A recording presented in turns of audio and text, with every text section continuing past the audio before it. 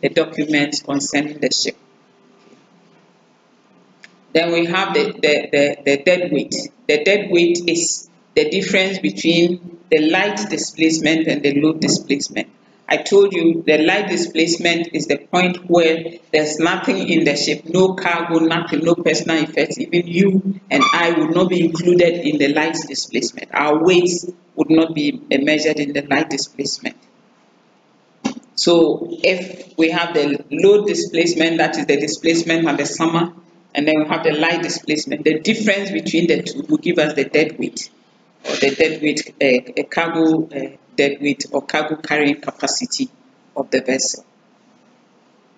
The hull of the vessel, the HULL is pronounced hull. The hull of the vessel is the outer shell, like the hull of this bottle will be the outer shell without the water in it. That is the hull of the ship.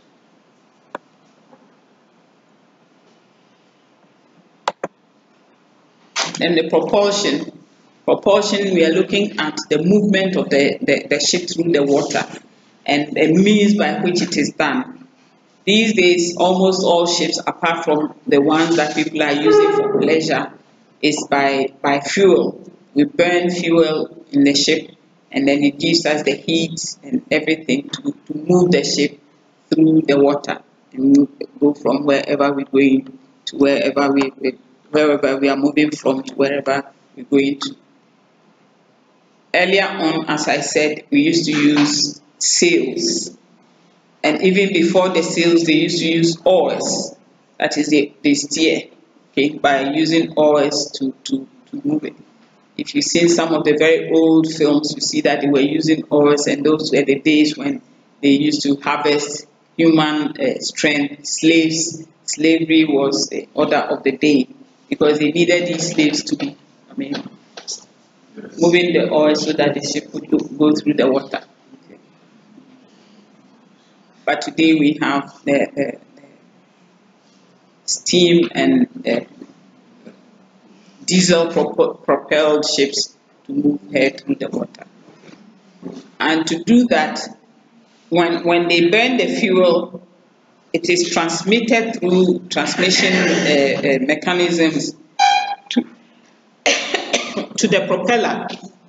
The propeller is what turns around. So here, and in that space there, the white space, you see there's a knob there with some blades on it. That is a propeller. There's a propeller that turns around, and with each turning, it pushes the vessel through the water and therefore makes her move through the water. Okay.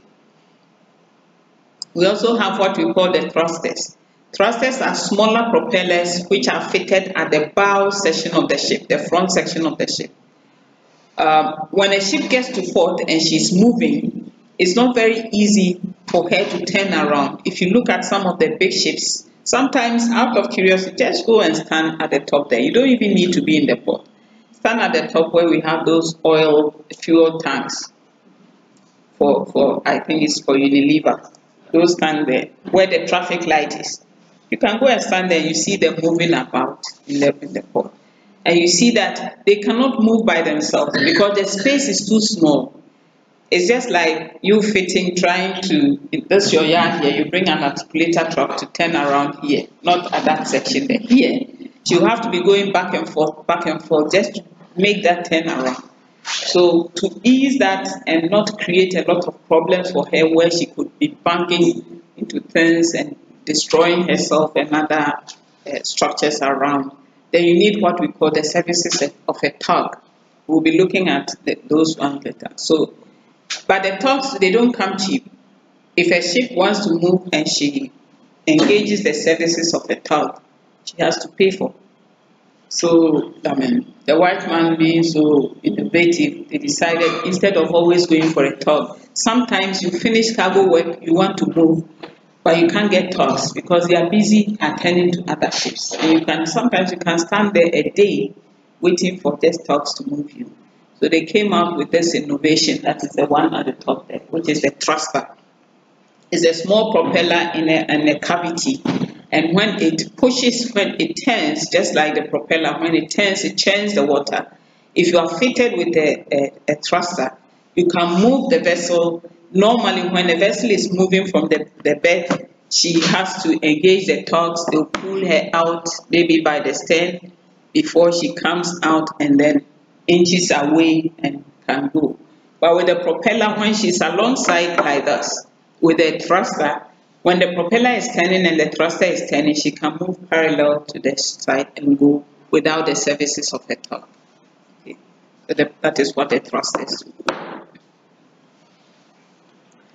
The ship's speed when she's moving through the water. On land, we talk about traveling about how many kilometers per hour or how many miles per hour, but on the ship, we refer to our speed as knots.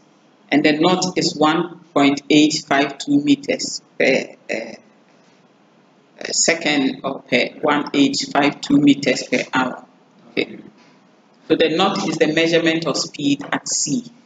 They'll tell you the ship can make 12 knots. She can make, that means she can travel 12 nautical miles. Okay, the nautical miles and they shorten it to knots. She can travel 12 nautical miles or 15 nautical miles. These days, with the containers, some can do 24 nautical miles, which is quite high speed for ship carrying that volume of cargo and moving through water. Water is a denser medium than air, isn't it? So if they say 12 knots, it doesn't mean she's stationary compared to a car. It's actually moving at quite a speed.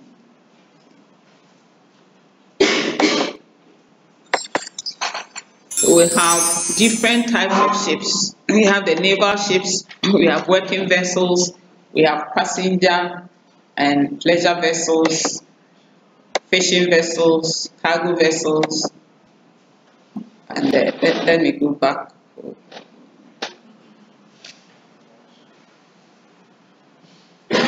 These categories of ships, the ones we are actually interested in, I mean, with regards to your job, will be the cargo vessels, okay? Because the working vessels, I don't think anybody will be interested. A freight forwarder will be interested in the working vessels. The working vessels are vessels like dredgers and cable layers and so on, icebreakers. They are working vessels. Fire tenders, they are the working vessels. The naval ships, as you know, they are the Navy. They belong to the Royal Navy. You know, we have two types of Navy. We have the Merchant Navy and then we have the Royal Navy. The Royal Navy are those people at Tema Newtown. They are part of the forces of every nation. Okay. But we are not. The Merchant Navy, ours is to bring cargoes in and out. Then we have the passenger and pleasure vessels. As the name implies, they carry passengers, and some of them carry passengers who are in just to enjoy themselves. They are not going anywhere in particular. Okay. Then we have the fishing vessels, which bring in the fish that we all like. The cargo vessels are what you would be interested in the course of your work. So the naval ships, we have different categories of naval ships. We have frigates, destroyer, aircraft carriers, and then we have the replenishment vessel and the cruiser. The cruisers are the ones that usually do the patrolling of the coastline. They're always going on, checking to make sure that there are no illegal activities going on.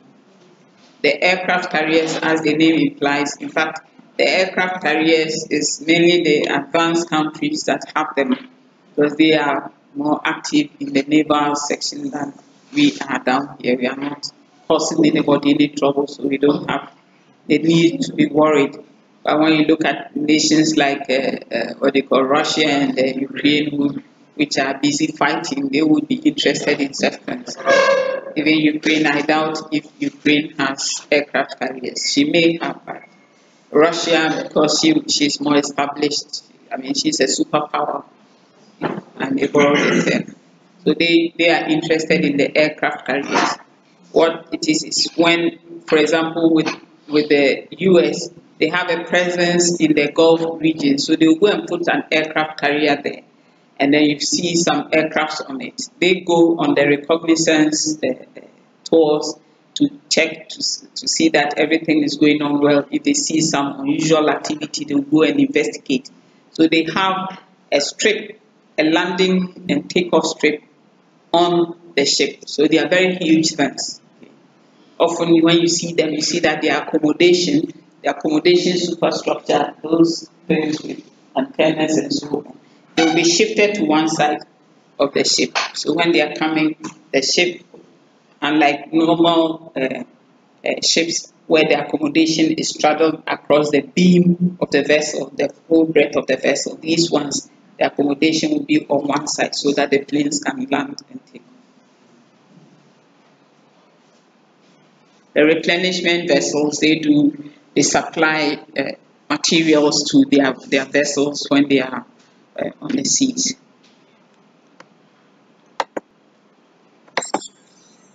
The fishing vessels also have different categories. We have the trawlers, we have the pearl seiners, we have the gill netters, the trap setters, longliners, and also the factory ships or the mother ships. So the different types here in Ghana, we often hear the trawlers.